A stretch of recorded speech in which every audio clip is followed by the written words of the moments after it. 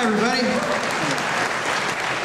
Okay, show of hands, how many of you have heard about this week's huge layoffs at the Seattle Times? Okay.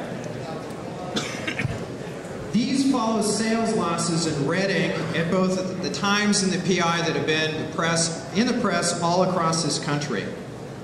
Okay, show of hands. How many of you remember the scandal at the Times last year when Karl Rove resigned and the newsroom applauded, resulting in a reprimand by Times executive editor Dave Boardman? Anybody remember that? Okay, now here's a quote from his letter of reprimand. These are the words of the editor of the Times.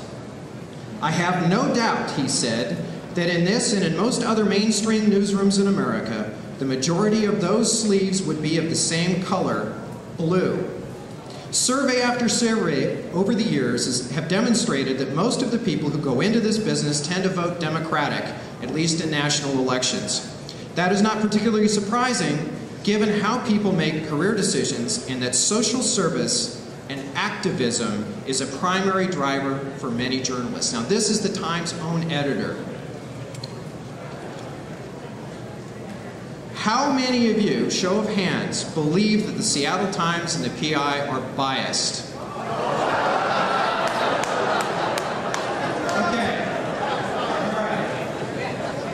How many of you, show of hands, currently subscribe to the Times and the PI?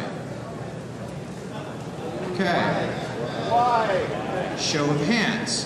How many of you who do not currently subscribe to the Times or the PI would do so if they were less biased? Okay. Show of hands.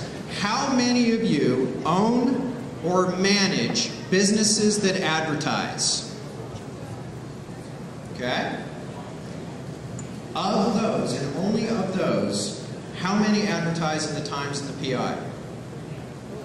Okay.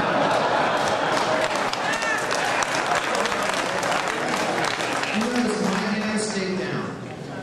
Of those who manage or own businesses that advertise but do not currently advertise with the Times and the PI, how many would consider doing so if those papers were less biased? Okay.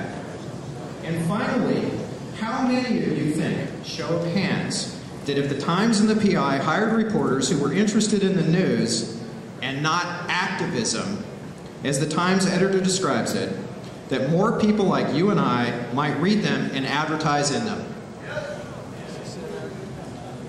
Thank you, fellow Republicans.